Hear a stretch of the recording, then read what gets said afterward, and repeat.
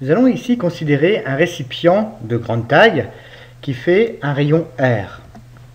Dans ce récipient, on perce au niveau le plus bas un trou qui lui aura un rayon petit r qui sera beaucoup plus faible que le rayon du réservoir. Ce réservoir est rempli sur une hauteur H0 par un liquide dont la masse volumique est ρ. Ce qui va nous intéresser ici, c'est le temps que va mettre ce réservoir pour totalement se vidanger.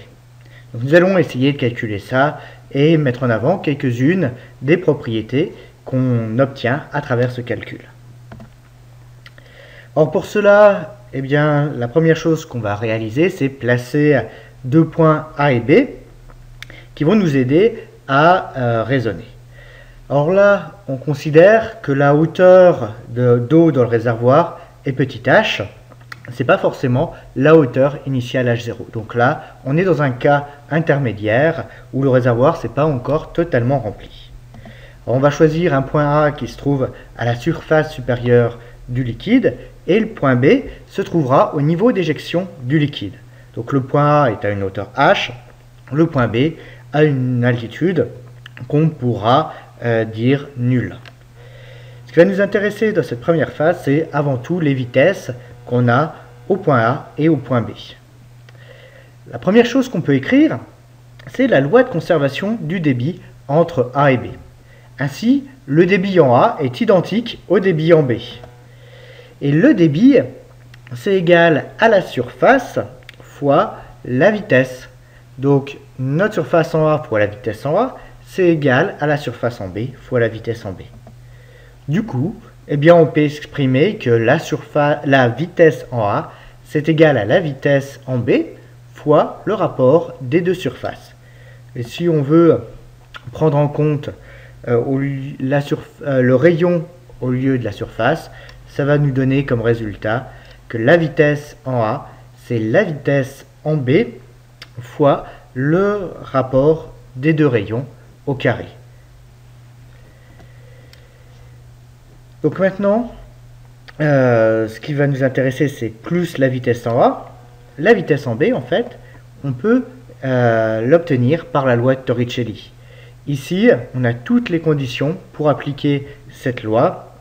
Et quand on mène à bien le calcul, c'est ce que nous avons plus détaillé précédemment, la vitesse en B est donnée par la racine carrée de 2 fois la gravité fois la hauteur d'eau petit h. Donc au final, on trouve que la vitesse en A, c'est le rapport du rayon de l'orifice de sortie par le rayon du réservoir, le tout au carré, fois la racine carrée de 2 fois G fois H. Donc nous avons là une première expression de la vitesse et on va maintenant s'intéresser à savoir cette expression, qu'est-ce qu'elle devient si on la met sous une forme vectorielle. Donc notre vitesse, si on veut la représenter par un vecteur, la vitesse de la surface de l'eau, elle est orientée vers le bas. Donc on va avoir un vecteur orienté vers le bas. La convention que nous avons utilisée dans cet exercice, c'est un axe vertical qui est lui orienté vers le haut. Donc si on veut exprimer la vitesse vectoriellement, on a à ajouter un signe moins. Et on aura un vecteur vitesse qui sera moins le rapport des deux rayons au carré fois la racine carrée de 2GH fois le vecteur unitaire EZ. Donc la combinaison de la loi de Torricelli et de la conservation du débit, ça va nous donner cette première expression vectorielle de la vitesse au point A. Alors on va maintenant rechercher un autre moyen d'exprimer cette vitesse au point A en utilisant l'évolution au cours du temps de la hauteur d'eau petit h.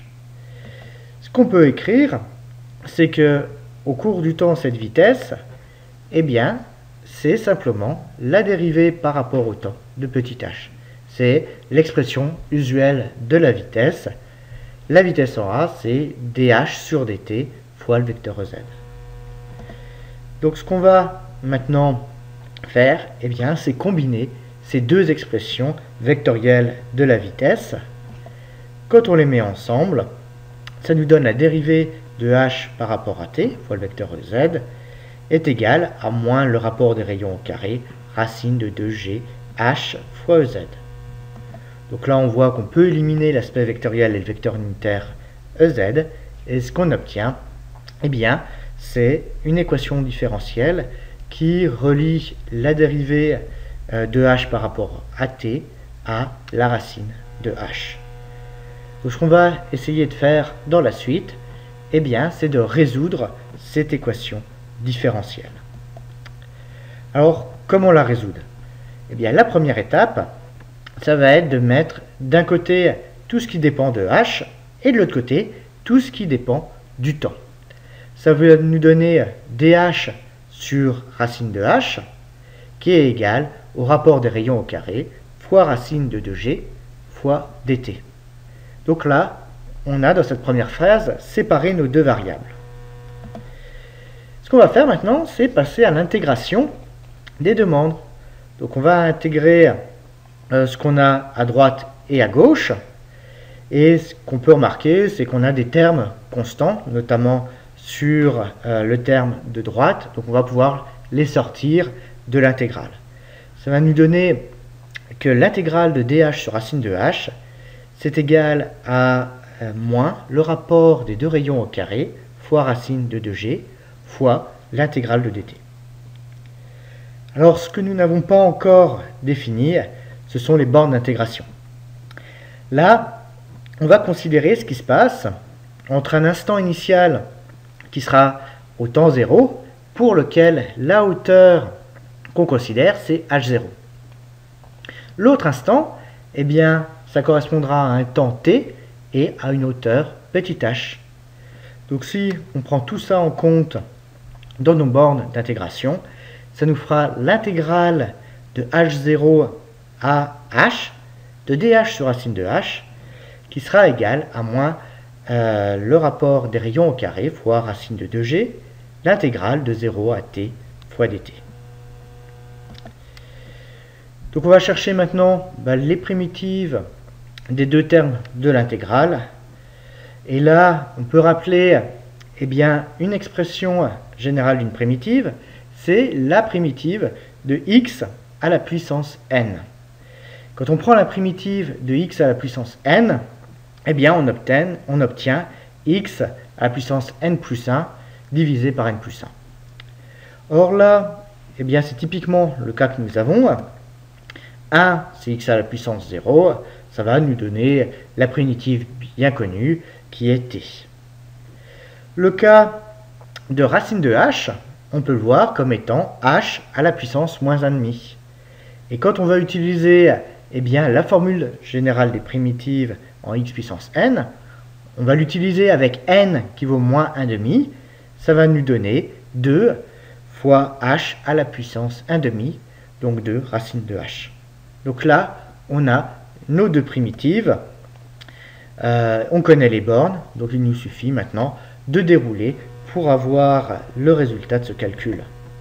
Donc quand on déroule, ça va nous donner la racine de h pris entre h et h0 qui vaut moins le rapport des deux rayons au carré, racine de g sur 2 fois la primitive t pris entre 0 et t.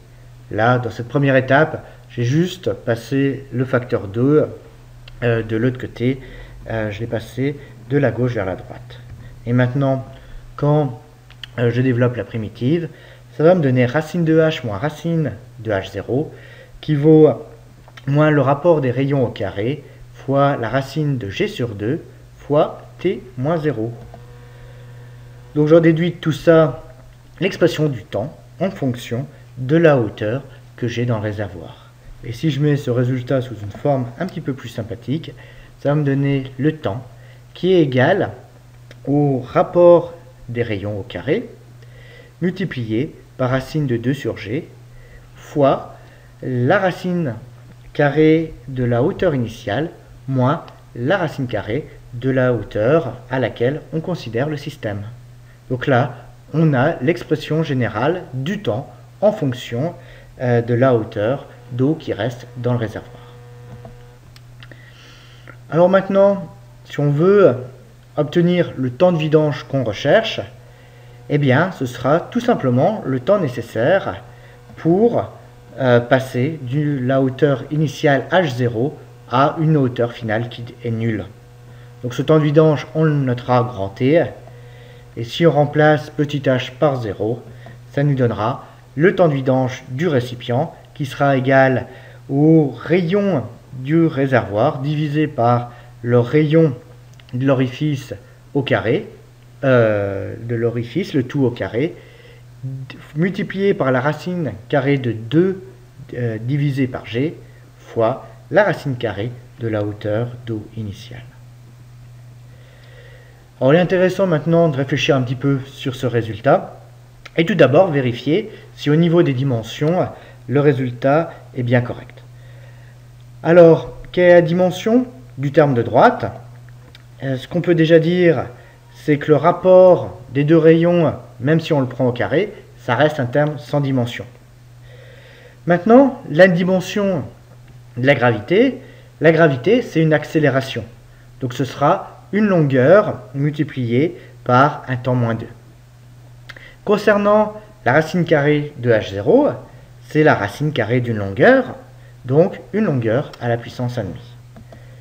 Donc quand on regroupe l'ensemble de ces termes, eh bien on obtient comme dimension du résultat la dimension de la gravité à la puissance moins 1,5 fois la dimension de la racine carrée de h0, et on vérifie bien que la dimension de ce résultat, c'est bien un temps.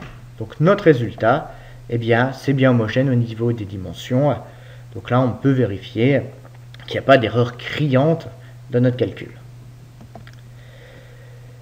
Maintenant, si on s'intéresse à l'influence de la masse volumique, eh bien, ce dont on s'aperçoit, c'est que la masse volumique n'intervient pas dans notre résultat.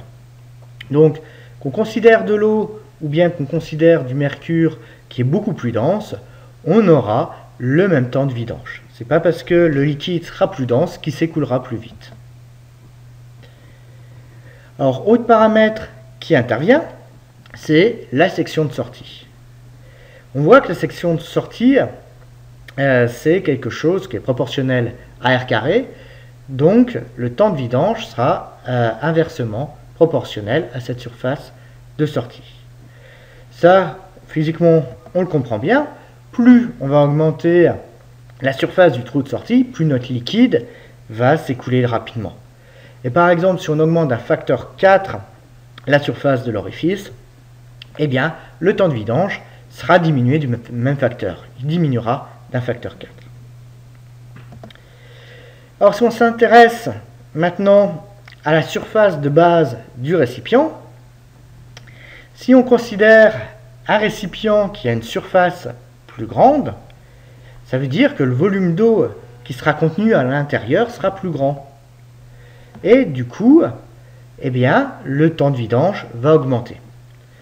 Alors on voit, d'après l'expression qu'on a trouvée, que si on augmente d'un facteur 4 la surface du récipient, eh bien, le temps de vidange il va augmenter par le même facteur. Donc lui aussi par un facteur 4.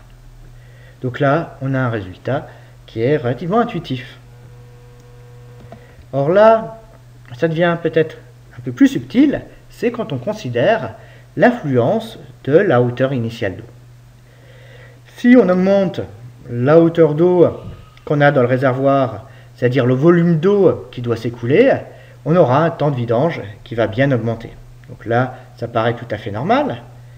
Par contre, si on augmente d'un facteur 4 cette hauteur initiale d'eau, eh bien le temps de vidange, lui, ne va pas augmenter d'un facteur 4, il va seulement augmenter d'un facteur 2. Donc là, on n'a pas une relation linéaire entre la hauteur initiale d'eau et le temps de vidange. Et ça, c'est un résultat qui n'est pas forcément intuitif. On va essayer un peu maintenant de comprendre d'où ce résultat peut venir. Alors, voyons déjà ce qu'on aurait pu prévoir intuitivement. Intuitivement, on a un volume initial d'eau qui est la surface de base, donc pi r carré, multiplié par la hauteur initiale d'eau. ce volume d'eau il va s'écouler à une certaine vitesse, la vitesse de sortie VB. Donc à partir de la vitesse de sortie, on peut calculer le débit d'écoulement, Q, qui sera pi fois R carré fois VB. Or ce débit, on peut aussi dire que c'est le volume d'eau qui doit s'écouler divisé par le temps de vidange. Naïvement, c'est ce qu'on pourrait écrire.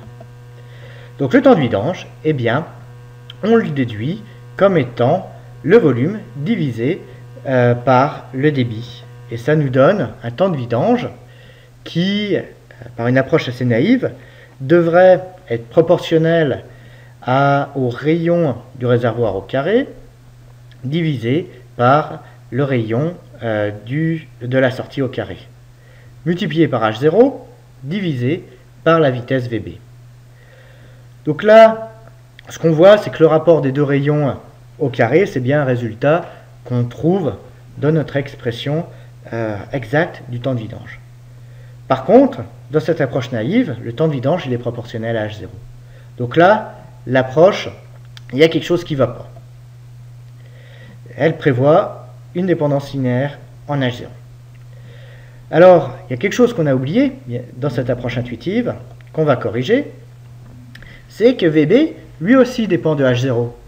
Donc la vitesse d'écoulement, si on l'exprime en prenant en compte cette dépendance par rapport à H0, ce sera racine de 2G H0.